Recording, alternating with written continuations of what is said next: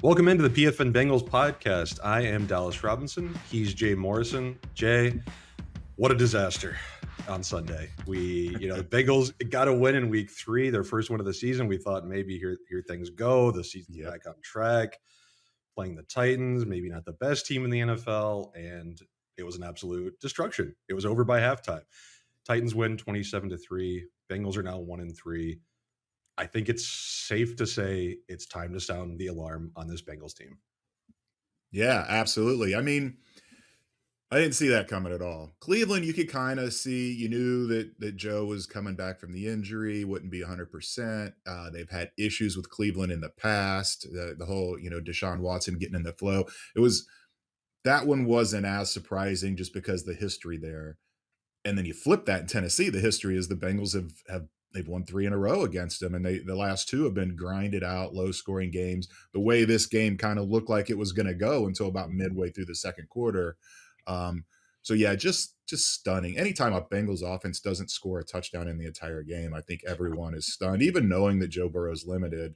Um, and there's a lot of hard questions now, a lot of doubt.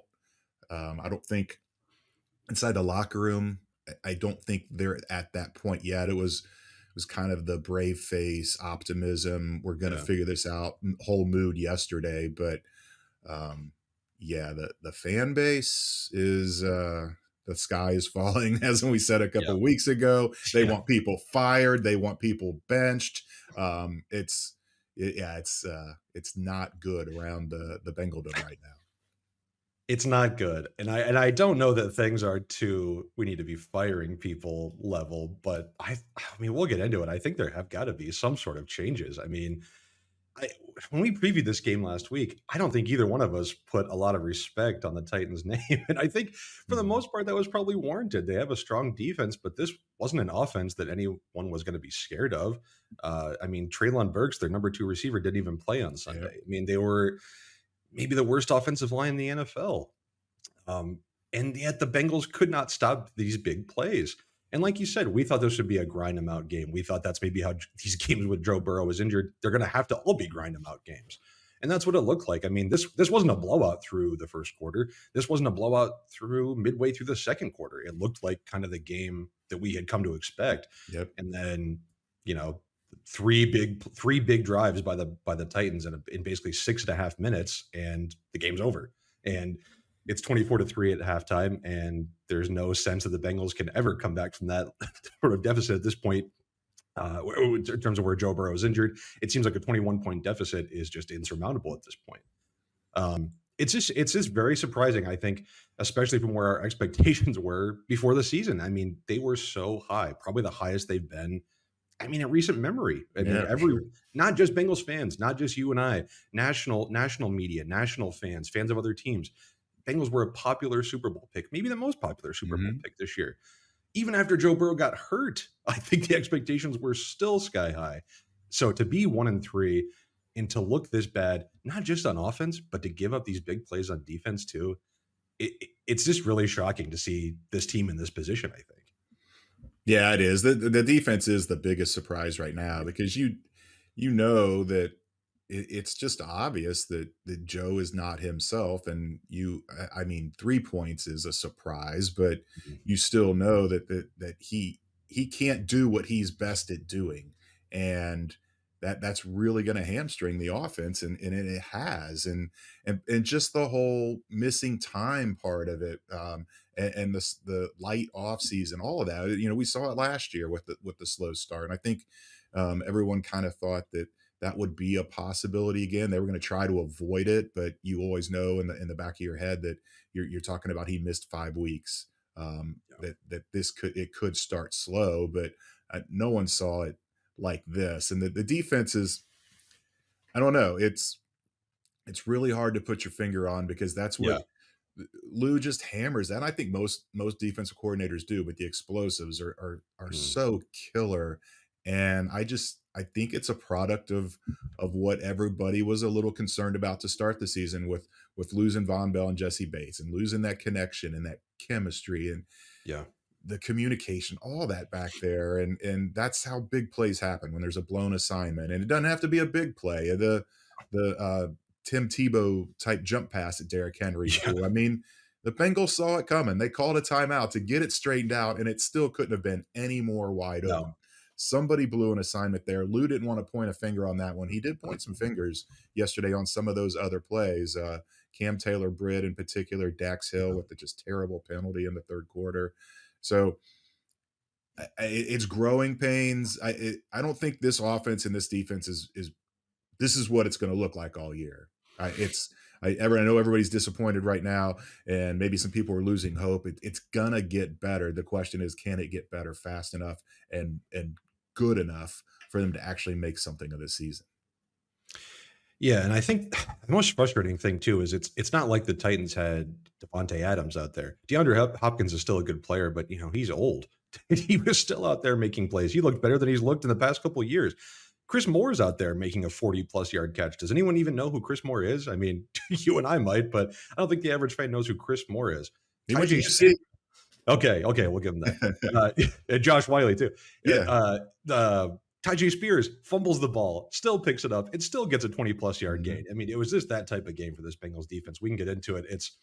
And I don't think they're playing complementary football. The offense and the defense they're not No. meshing together right now because the defense is getting put in such poor positions. They're constantly having to feel like they're getting backed up and that the offense is not supporting them. And when those big plays happen, it feels like game over. Let's talk about Burrow real quick because he just anyone who watches the game, it's not the Joe Burrow we've come accustomed to. Mm-mm. He just cannot do anything. I've been thinking a lot about that Alice in Chains song, "Man in the Box," because that's what he feels like right now. He cannot move. He is a statue back there. You could just see it. He can't get any power on throws. He can't get anything going down the field. Um, he's dead last in EPA per play. The Bengals are somehow not dead last in offensive efficiency. They're not even they're fifth worst, which I could not believe. There are five worst teams in the NFL at scoring points in the Bengals right now, which is actually shocking. But the Bengals are last in yards per play. Um, do you think is there a reason to sit him at this point? I mean, they're 1-3. If they play Jake Browning and against the Arizona Cardinals next week, the Arizona Cardinals have looked pretty good. They look better than the Bengals through Right. the first month, which I cannot believe I'm saying, but I can't imagine that they could win a game with Jake Browning and with T. Higgins not playing, as we'll get into in a little bit. But if they sit Joe Burrow and lose next week, I think the season is probably over. Um, I don't know. Is that something you think? It doesn't sound like that's something they're actually going to consider. I mean, from their statements that they're not going to do that.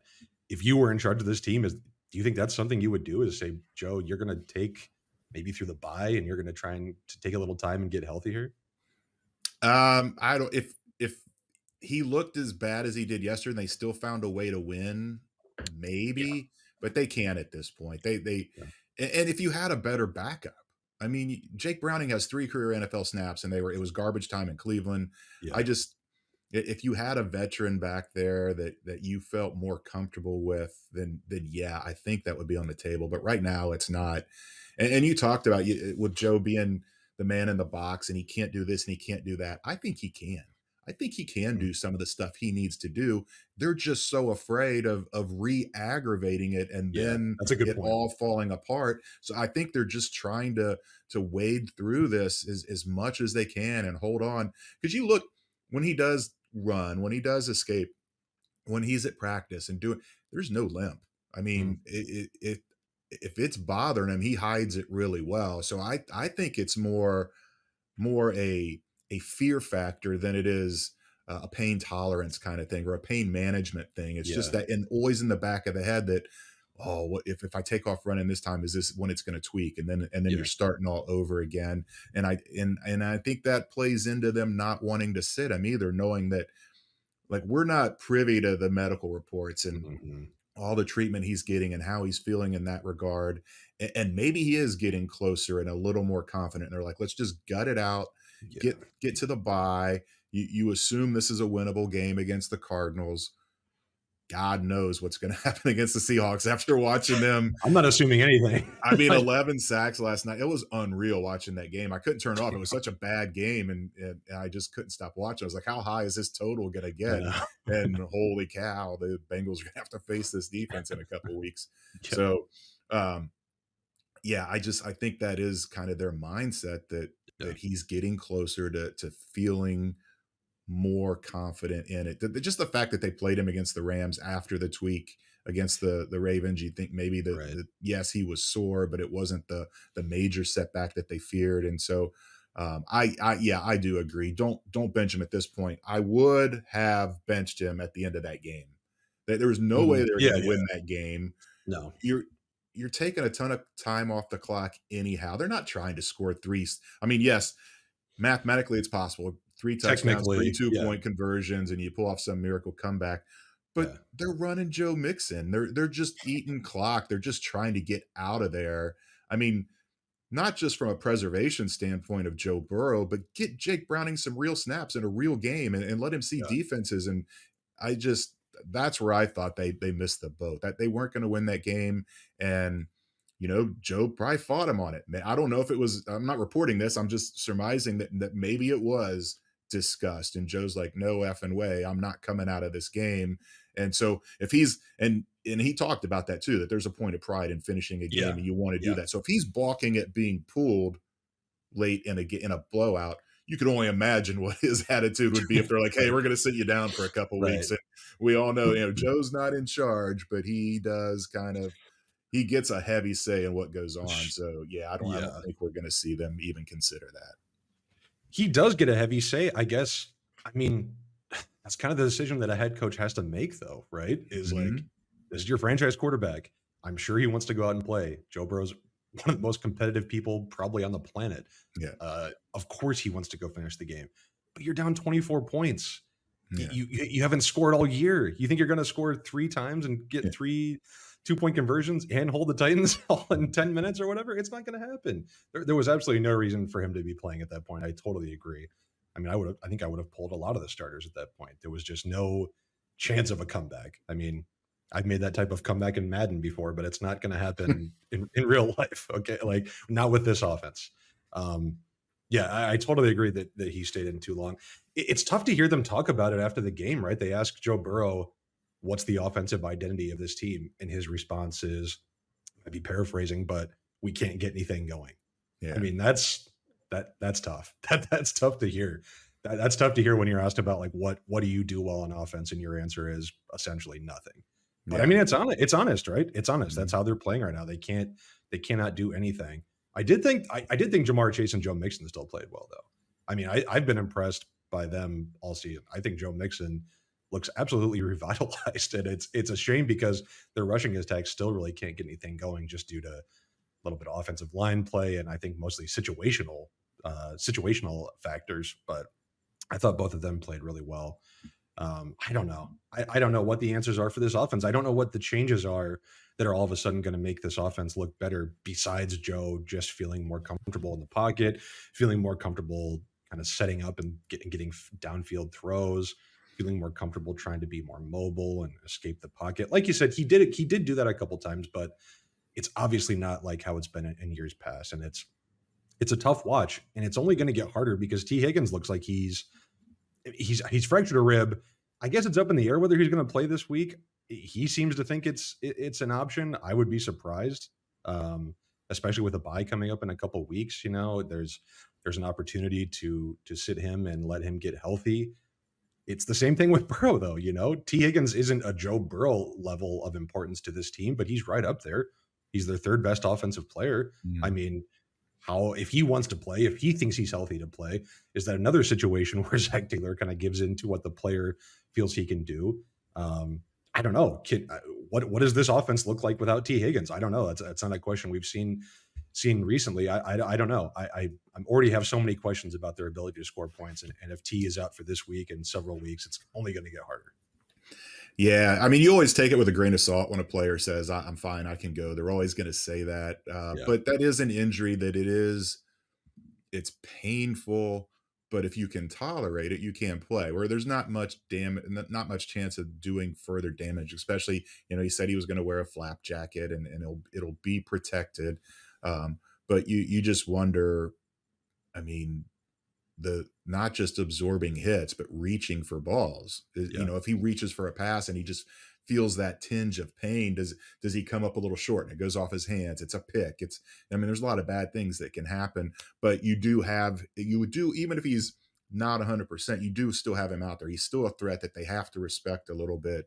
So yeah, I don't know where that's going to come down, whether he's going to play or not. He seemed hopeful, but again, the players always think they're going to.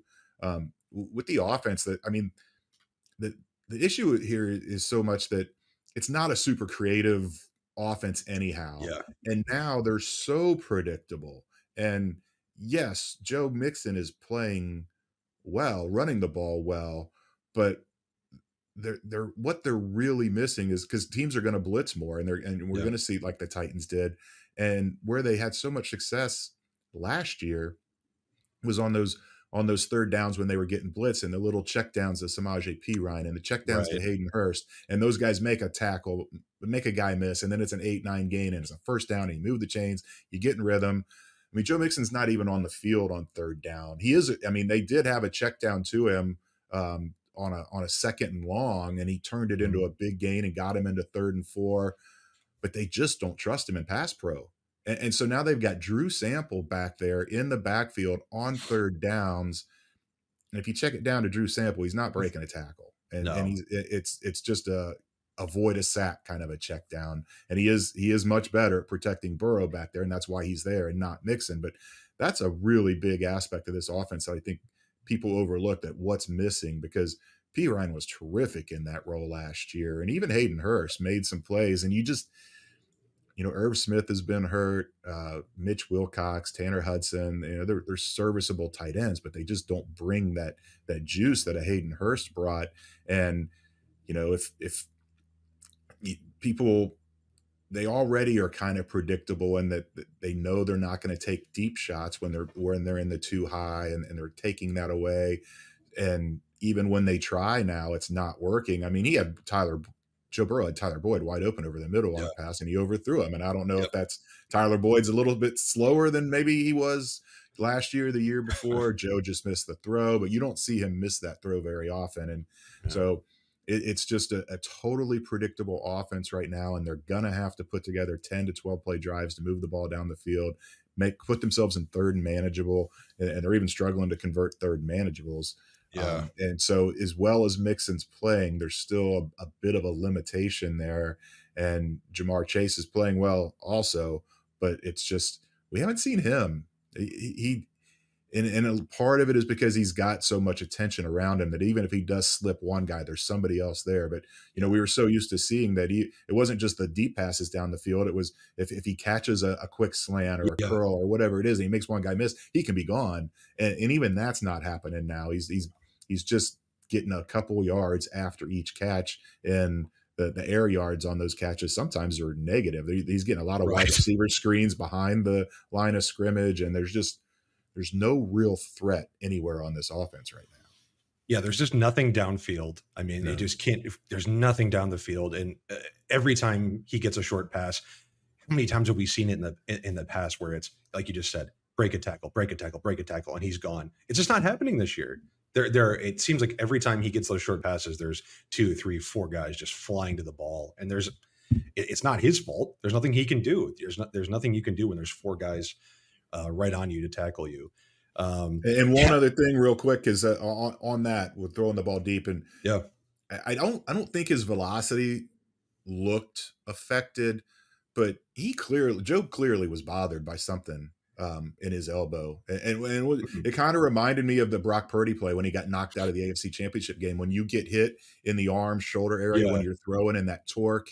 And I saw him on the sideline. I don't know if they showed it on the broadcast or not, but you could see him like flexing that arm and holding the mm, elbow, and it clearly was bothering him. I don't. And when I asked him in the post game, I intentionally said discomfort and not pain, just to you kind of leave that crack open, really, where he's like, yeah, something I can manage. And yeah, he didn't want any part of the question. He just said no. He didn't feel interesting. anything. I'm interested to see because if he gets any kind of treatment on that at all, they have to list that on the injury report. Even if he's Yeah, full on Wednesday, it'll say full calf slash elbow, and I am really interested to see if that hit, and there was another one where he got hit in his throwing motion, if those caused any kind of injury or at least discomfort that he's having to get treated for. Yeah, I mean, it's not like Joe Burrow, the Bengals can afford him to have more injuries at this point. I mean, I think No. if he's dealing with something else on top of the calf, I mean, if that's what's happening, I maybe our expectations should be even lower moving forward. I don't know if that's the case. I want to go back to Zach Taylor real quick because I'm not saying Zach Taylor's on the hot seat or anything like that. I don't think there's not even worth getting into that discussion. I think there are a couple questions about Zach Taylor. We already went over should he have pulled Burrow, should he have pulled any of these other starters. I, you mentioned it too that this offense is not that creative, and I think maybe there are some questions that have risen these past couple weeks of when Joe Burrow is not at 100%. What exactly is this offensive structure going to do to help him and to help this team get points on the board? Right, this is such a Joe Burrow led offense, and it's what he wants to do. It's plays that he likes. It's factoring in stuff that he's done in his past. We all Mhm. know that this is built around him, and that's great. That's what you want. You want a coaching staff and a quarterback that are mesh and have the right ideas and the same ideas and are on the same page. We're seeing what it looks like when he can't execute to the ability that he wants to. And I think that sheds a little light on Zach Taylor and this coaching staff of, all right, we've seen other teams around the NFL win with backup quarterbacks or with limited quarterbacks or with worse overall offensive rosters. Why can't the Bengals do that? Why can't they figure out something that Joe Burrow can be a little more of a point guard, which I think what they're trying to do. They're obviously trying to do that, but I think there are a few questions there about are there a few more easy buttons that Zach Taylor can maybe press for this offense and help Joe Burrow overcome these issues that he's having right now? And I don't know. I think that's worth asking. I think that's worth asking at least if there's any more that Zach and the rest of this offensive coaching staff could be doing. Yeah, I don't know because it feels like they're everything they're doing right now. They're trying to do the easiest stuff possible to make it work, and um, it's that it is one of those deals where you watch other teams and they've got all this crazy motion and it's just super original and until people start copying it, and that's just not the way that they've operated and maybe the way they'll ever operate that Yeah. they understand what they do best and they're going to lean on it. And when you have the talent that they have, they just kind of put the onus on the defense to stop them. Well, right now the defense is stopping everything they're Yeah. trying to do. But it was interesting because I asked Brian Callahan about this last week where because we were getting into the Miami motion and you look around the league and see the different stuff. And I was like, if you drew up a new play, how soon would you be comfortable calling it in a game? And he said, well, if they were just taking one of their concepts and tweaking it a little bit, they could do it that week. But if Mm. if it's a brand new play, it's something totally new that you're trying to do, you want to rep it a lot. And he's like 2, maybe 3 weeks before you would feel comfortable putting that on the play sheet in a game. And so it is. I think a lot of people are just like draw up a new something new and go out and run it, and it just doesn't work that way. Yeah. It is. There's so many moving pieces. You need everybody on the same page to make a play work. So I think they're going to continue leaning into what they're doing right now. Maybe I don't know a little more run game, finding plays that they already have on the book, but that they aren't calling that often Mhm. right now. Just getting guys more. I mean, getting TB some slants over the middle, just ways to kind of get some Yeah. things going and get a rhythm going and try not to get to third down. I mean, there's nothing wrong with throwing beyond 10 yards on first or second down and trying to even skip the third downs. That's what Zach lamented this week was 0 for 5 on third downs in the first half. And it's just the whole reason they the last 2 weeks they've won the toss and taken the ball is they're trying to go down and score a touchdown and get ahead Yeah. and play with the lead and maybe lean into the run game a little more and do some of that. And it hasn't worked. I mean, they're one of 2 teams in the league that doesn't have a first half offensive touchdown. And the other one played last night, the Giants. It's Yeah. just We it's saw how that looked. Yeah. yeah, it's bad. I and I'm not saying I don't have faith in Zach Taylor because I do, and I think that's part of my question is that we've seen them make these kind of in-season changes before, right? They've moved to a more of a shotgun offense. They've done things in season. They've shown that they can. They don't. It's easy for me to say just put in some new plays, and like you said, they need time to work on this. This isn't Mhm. just a computer game. You need to actually practice this. These are human beings involved. I guess I do have confidence in this staff that they have implemented new ideas in season before, and that's something they could do. So I would like to see a little more creativity moving forward. I guess the other thing to mention on Taylor was just the fourth down decision making. Um, they had a fourth and goal on their first drive from the 3, and they kicked a field goal. And Zach Taylor said it was because the Titans have an excellent red zone defense, which they do. Historically, they do. But I just didn't understand that decision at all, especially because they had a 3rd and 6 on the play before and they ran the ball. That seems to me like something you're doing to set up a fourth down play, not Right. to kick the field goal. Why run there? Why run there if you're going to kick a field goal on the next play? And then just before the end of half, they were down 17-3, and they had a fourth down from midfield, and they punted that one. And I understand they don't want to give up points just before the end of half. I totally get that. You're already down 2 scores, but then they did give up points just before the end of half, and the Mhm. game was essentially over. Um, I'm not going to sit here and criticize every fourth down decision that Joe Burrow makes or that Zach Taylor makes, and especially if it's a difference of 1 to 2% in win probability. I don't think it's the end of the world to not go for every fourth down. I do think when you're in the situation the Bengals are in, they're not really going to be the favored team in all their games anymore, like we've come accustomed to. They're not going to be scoring tons of points like we've become accustomed to as long as Joe Burrow is not feeling right. I think maybe Zach Taylor needs to change his mindset and get a little more aggressive. We see teams that are underdogs have to do things in a little different way, get a little more creative, get a little more aggressive, take those chances when they come. If the Bengals offense is going to struggle this much, I think you've got to start going for more opportunity, more fourth downs, especially at midfield, especially near the goal line. You've got to take these chances when they come because they're not coming for this Bengals offense right now. I don't think you can pass up these opportunities anymore. No, and that's it. I mean, winning the toss and taking the ball is an aggressive move. I mean, Yeah. you are setting yourself up for that double dip for the opponent um, at the end of the first half and the beginning of the second half. And so by doing that, and then now this is 2 weeks in a row they've done it, and 2 weeks in a row they've elected to kick a field Yep. goal on fourth and short. It was a long one. They missed it, 56-yarder against the Rams. And then the one you're talking about against the Titans, that one really, really puzzled me because you're right. The run on third down made it seem like they were setting it up. I do get it because a lot of their red zone plays involve moving Burrow out of the pocket, letting him Right. making something happen on the run, and that's just not going to happen. But even if you get stopped, you're the Titans are at the 3-yard line and got to go 97 yards, and Yeah. I mean, they should have felt good about their defense going into that game. You said it. They Titans were out without Treylon Burks. It's not an offense that really scares anybody. So that one really did puzzle me because if you're gonna take the ball and take that risk, you really do need to go down and punch it in. And we saw them do that last year. When they started doing that in week 3, it was the same kind of deal last year. It was like, well, they haven't scored a first half touchdown. They need a spark, and they got it. And then they started winning some games and scoring early. And now it hasn't happened. And Yeah.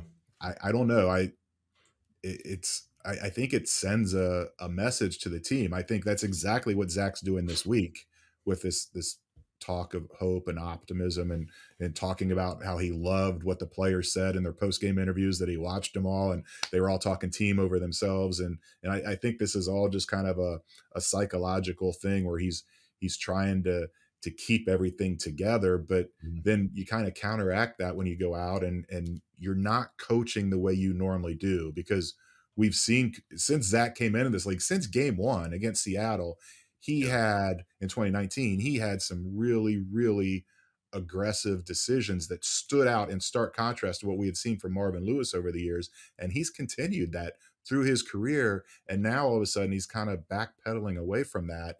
And you do. I don't know how much the players pay attention to that, but I'm sure they notice that. Wait a minute, we're not going to go for it on fourth and goal for 3, and Yeah. it's just not the message you want to send. No, I mean, you look at the win probability charts in terms of fourth down decision making, and Zach Taylor's usually in the top 10 or somewhere around there. He's for the most part been pretty analytically friendly on these type of decisions. So yeah, I don't know. Maybe it's the thought of our offense is not getting anything going. We need the points. I think that's the wrong kind of message to take from this is our offense can't get anything going. We've got to be aggressive. That Mhm. should be the mentality moving forward, not we got to get 3 points on the board. It should be let's go. We got to take these chances when they come up. So I'll be interested just to see if that changes moving forward.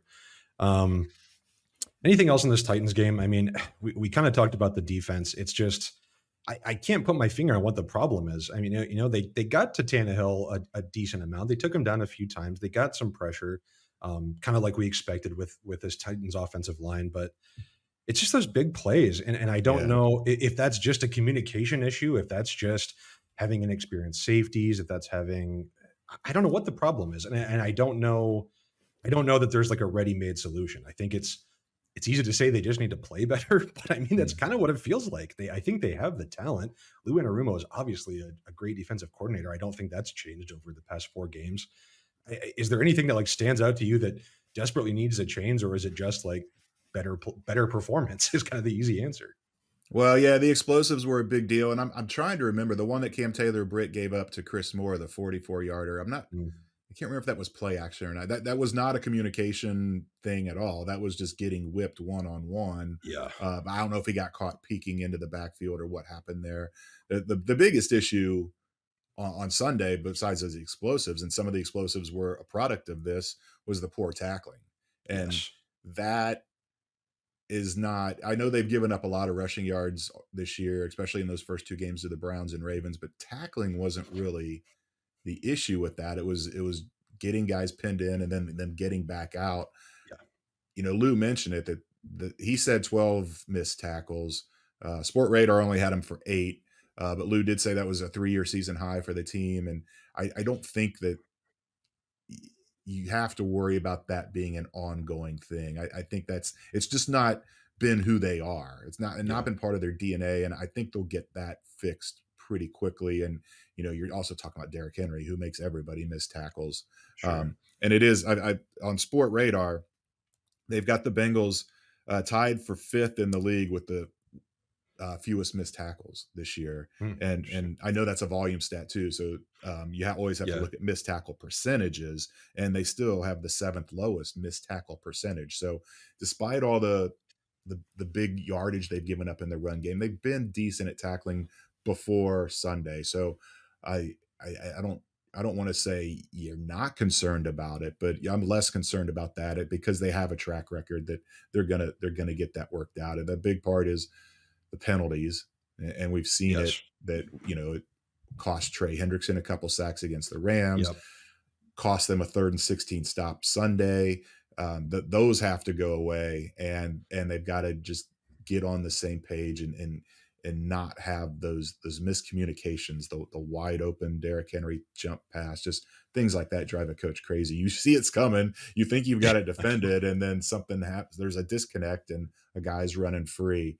So yeah, I have a lot more confidence that this defense is going to get things sorted out than I do in the offense. And it's not as knock on Zach Taylor per se. It's a product of where Joe Burrow is health wise, and it it's going to be to get the offense back to where it needs to be. There are some things that are out of your hand. You're just waiting on the healing process. I trust Lou Anarumo to get this defense turned around and start looking like what we've seen in the past couple years.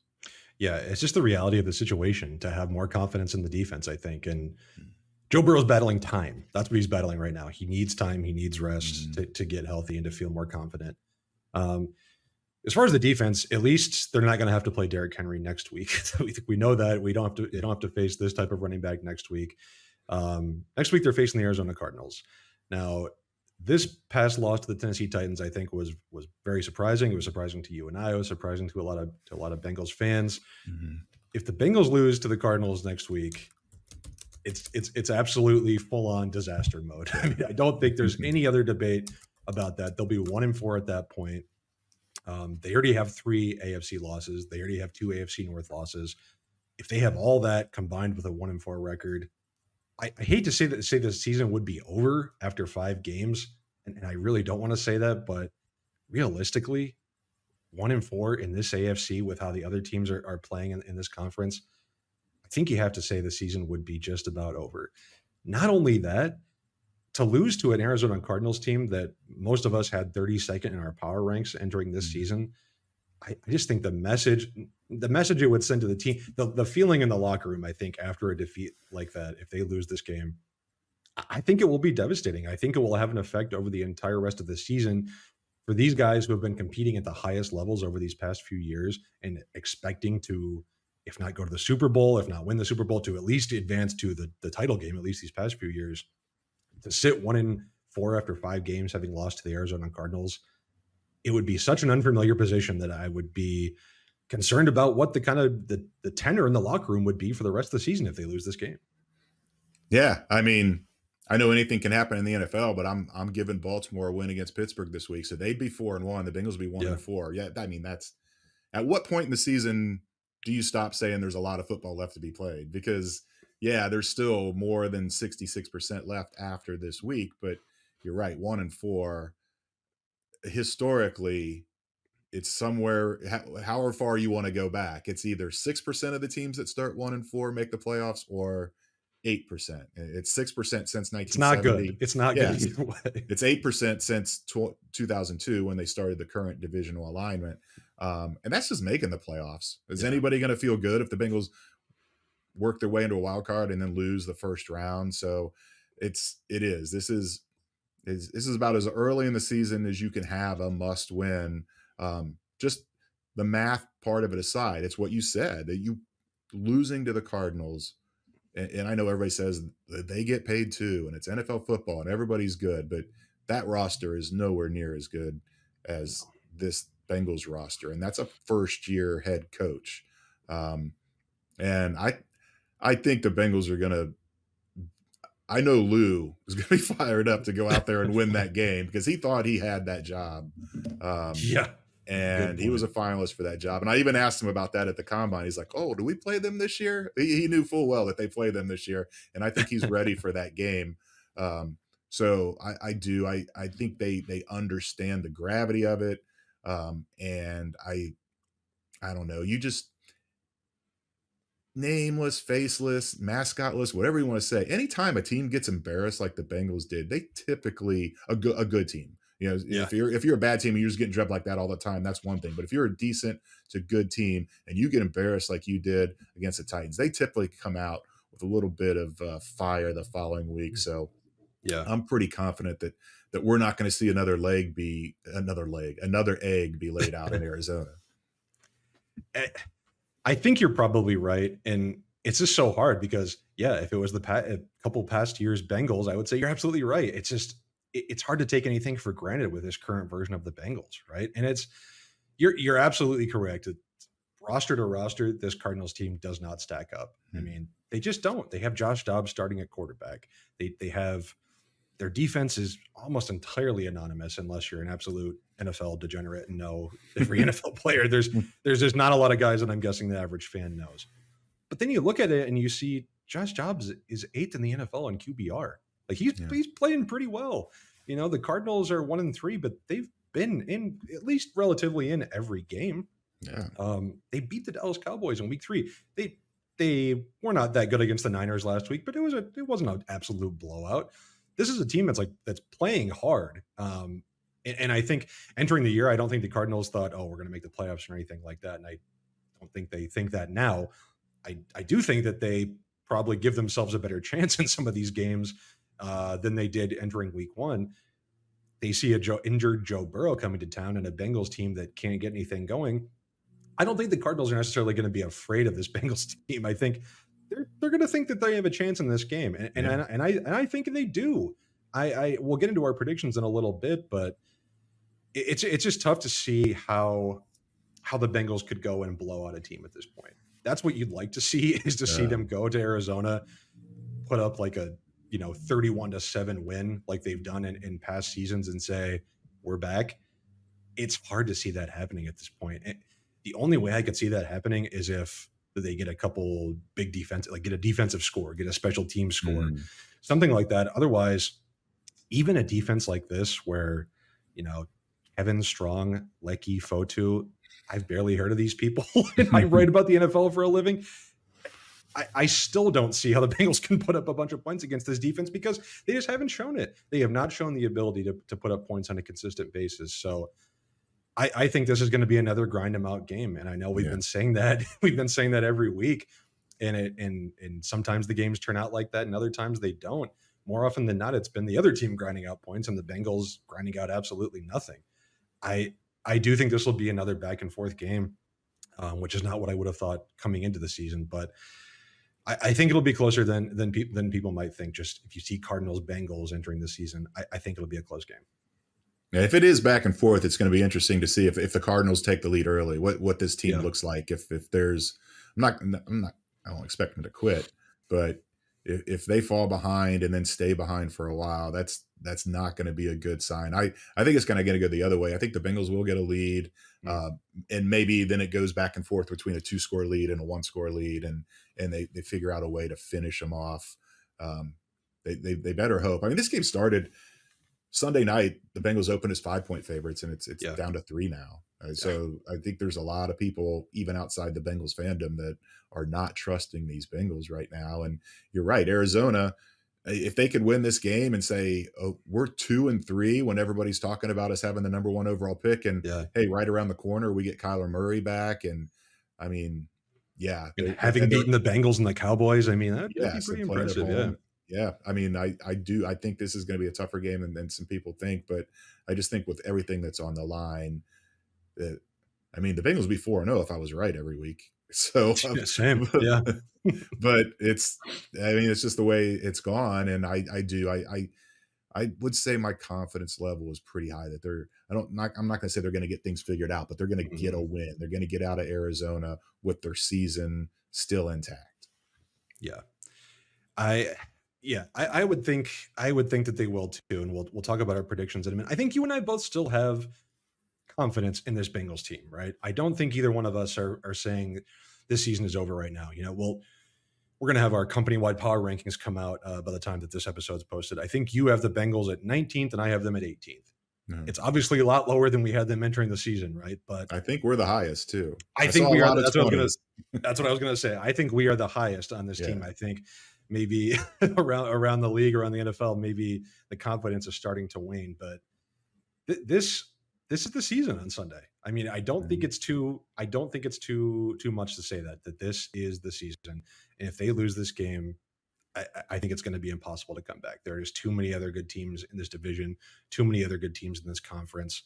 I think the Bengals have actually gotten lucky in the division so far. We talked that the Bengals are sixth worst in EPA per play on offense. Mhm. Cleveland is worse, and Pittsburgh is worse than them. So they've the only problem is that both of their defenses are playing pretty well this season, whereas the Bengals has not been that efficient. I think if they can win this game, I think they put themselves right back in the AFC North conversation. If they don't, sky is falling. Sky has come Mhm. crashing down. Sky is not there anymore. that's the end of it. I mean, if Um, they go to Arizona and lose, it's going to take a miracle to save the season, because okay. You yeah, got 3-1 Seattle, and then you yep, got 4-0 San Francisco, and then you got 3-1 Buffalo, who looks yeah, incredible ever since that Monday night loss. I mean, the, they they tripped and fell through the what was supposed to be the easiest part of the schedule, yes, and now it gets real. And even after those games, you got Houston, and Houston's playing way better than anybody thought. That looked like that yeah. was going to be a gimme win when the schedule came out. So you're right. This is it. This if they go to 1-4, and then you're facing that murderer's row after this, it could get ugly fast. And that's the thing, right? If they win, I think they've saved the season for now, but they Mhm. have by no means is the season saved, period. Right. Because there are just so many games, so many difficult games coming up on the schedule. So it will stop the burning. It'll make us feel good for a day or two, but then the schedule coming up is very daunting. So I don't want to be totally negative here, but there are a lot more That's what it questions is. there are a lot more questions than answers. That's what Yeah. I'll say. There are a lot more questions than answers. I think there's a lot of blame to go around and a lot of explanations you can use for why the Bengals are playing why they are, but Mhm. it's just the reality of the situation that they'll have to face on Sunday. You want to get into our bets for the week and get into our predictions? Let's talk about what we think is going to happen this week. Every week, Jay and I and our PFN betting director, Brian Blewis, put into bets. One is related to the Bengals game, and one is about a different game happening this week. Jay, you want to recap where we are standing so far? Yeah, Brian's on a heater. He's a He's betting director. He Well, should I be. know he He's, should be, he's and the that expert. is the case. But he won both of his games last week. He had Jaguars minus 3.5, and they took care of things in Atlanta or in London against Atlanta. And he had the Cowboys at minus 6.5, which they steamrolled in the Patriots. So he's now at plus 20 on the season. Really, really cruising. Started off a little shaky, but like I said, he's on a bit of a heater now. Yeah. You and I both went 1-1 again. So you're still at even money. I'm still at minus 30. I had Mixon over 53.5 rushing yards. It looked like he was a lock to get that, and Yeah. it was late. It was on that final drive in the fourth quarter when he finally got it. And then I did a teaser with the Packers plus 7.5, Cardinals plus 20, and the Packers just got their doors blown off Thursday night, so I lost that. You went Bengals minus 2.5. You lost that. But you had Rams minus 1, and they pulled that out in overtime. So, yeah, Brian leads. You're in second. I'm in third. I'm not going to panic yet. I'm not going to No, go there's still time. parlays or anything like that. Um, I'm kind of like the Bengals. If I go 0 and Yeah. 2 this week, then maybe my It's season's over. over. Yeah. It very um, well could be. I'm going to tip my hand a little bit with the predictions, but I think I already did. I'm going Bengals minus 3. I looked it up. The last 16 road games when they've been favorites of 3 points or more, they're 12-4 against the spread and 12-4 straight up.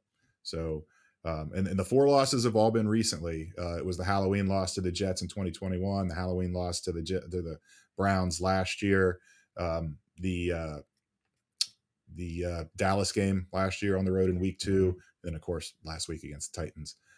So still, I mean, if they're on the road as a 3-point favorite, they usually take care of business. I expect them to take care of business against the Cardinals. My other one, I think this is the first time we've seen this. Have the Jaguars ever played back-to-back games in London? I don't think so. I think this I is the think first that's a time. huge advantage for them to just Yeah, stay over there all week, and definitely. plus I just Dolphins are coming off a big win. They might be feeling themselves a little bit. I think the Jaguars are better than what they've shown. They're getting 5.5 points. They're just more comfortable in London, period, because they play over there Mhm. more than anybody else. And now this fact that they're doing it in back-to-back weeks, I really, really like that pick. I think the Jaguars they may even win outright, but I'm definitely going to roll with the points with 5.5. No, that's interesting. Yeah, it is interesting to see them play to get 2 back-to-back games in London. That you're right. That is a huge advantage, I think, that I wonder if they'll consider how big of an advantage that is going forward. Um, my bet for the Bengals game, I'm going with the under. The last I saw the under was Yeah. set at 44.5. I I just don't have a lot of faith in this offense. I think we covered that at length during this podcast. I do have a question. And the Cardinals have been decent at getting pressure this year too. So I think if they start to get after Burrow, I think the score will could stay relatively low on the Bengals side. And then we kind of discussed it. I think the Bengals on defense will get back to what we've expected against this Cardinals team. The Cardinals have Mhm. been surprising on offense. They're still playing hard. They've made some big plays. Yeah, I think they're pretty sound on offense, is what I'll say. They're a very soundly coached unit. But I just think talent wise, the Bengals have so much more talent on defense. I think this Bengals defensive line versus the Cardinals offensive line is a huge mismatch. I just see both teams kind of struggling to get points on the board, and I've taken that under 44.5. I had a little trouble with my non-Bengals bet. I wasn't exactly sure what to do. You mentioned Houston earlier. I almost took them. They're getting 1.5 points at Atlanta. I haven't been impressed by Desmond Ritter. I'm sorry, UC fans, but he just doesn't look like Mhm. the guy for me. And whereas CJ Stroud definitely looks like the guy so far. But I'm going to go a different direction. I'm actually going to go Chiefs minus 5.5 at the Vikings. Um, I think the Chiefs have not exactly gotten it going yet. I think this could be a game where they do. The Vikings, I will be curious to see if they keep up this insane blitz rate they've had through the first Yeah. month of the season. I don't think that's going to work against Patrick Mahomes. I'd Mhm. like to see them try. I think the Vikings on offense are very, very underrated still. I still think Kirk Cousins is a very good quarterback. I could see this being something of a shootout, but I think the Chiefs are at least a touchdown better than the Vikings. So I will take them minus 5.5.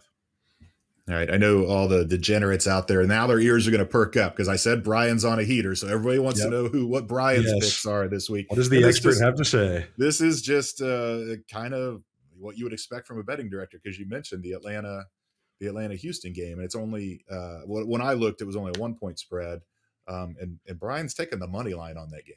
Yeah. Just to get a little bit extra in the juice, it's minus 105 instead of minus 110 and taking the Yep. point. So he's kind of same thought process as you, and then he's going under 40 and a half. That's a low number, but he's going under 40 and a half on Saints Patriots, and I think that's Oh, a I could see good that. bet as well I because could neither see one of those that. Yeah. offenses are doing much. Oh my god. And two elite defenses too, right? The Mhm. two. So yeah, I think that's a perfect combination. Yeah. Um, okay, let's get into our Bengals predictions. I think we've kind of tipped our hand here. Yeah. I think it'll be a low scoring game. Like I said, I'm going to go with the Bengals. I don't feel good about it. I really don't. I pick them every week. They've disappointed me. They've cost me money. I'm going to go Bengals 20, Cardinals 17. Oh, Low scoring game. I could see McPherson hitting a field goal at the gun to win it. I just don't see a lot of explosive plays. I just see the both defenses kind of keeping the offenses in check, and it being a back and forth game that the Bengals can hopefully pull out at the end. Would I be surprised if it's Cardinals 20, Bengals 17? No, I would not. But I'm going to go the other way. yeah, I'm low scoring with you too. I liked your under pick in this game. I've got a little bit different. I'm 23-17. Yeah, I think they'll get a 2 score lead and then kind of rubber band back and forth where the Cardinals get to within a score and then the Bengals. I think it's gonna be really low scoring. Maybe Yeah, that should have been my other bet is take the under in the first half because yeah, I could see this looking like that Titans game where it's maybe 3-3 midway through the second quarter, and I don't think you're going to see another 21-point explosion in 4.5 minutes or whatever that yeah. was. So I'm right there with you. Just an extra field goal for the Bengals, and they pull it out 23-17, go to 13-4 on the road as a 3 point favorite or more. Love it. We will see if that happens. I mean, there's a lot on the line this Sunday. There's a lot on the line for a lot of people, and we'll see how it goes. We'll see how it goes. One more thing before we go, Jay, you're going to be seeing your number one band next Yes, summer in Cincinnati. Foo Fighters, Jay Morrison. We love that combination. It's happening again.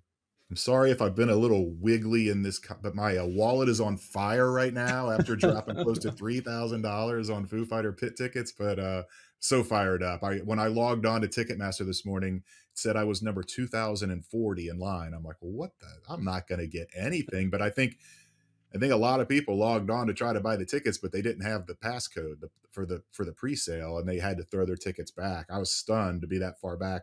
Still get pit tickets, so really really fired up to be going and seeing Yeah, them at the Red Stadium. It's it'll be actually great. concert's actually on my wife's birthday, and Perfect. most likely if it follows this year's schedule, it'll be the second day of Bengals camp. If it follows a traditional schedule, it'll be the first day of Bengals training camp. So uh, hopefully Joe Burrow doesn't go down with an injury or something crazy happens this time on an early practice in training camp. But yeah, super fired up. We've seen the Foo Fighters a lot. Can't wait to see them again. And I know I wanted to ask you because you went to a concert this weekend, I did. and I want to know if the encore song was what could be a theme song for the Bengals currently. It was not. Ah, So I saw Three Dog Night this weekend.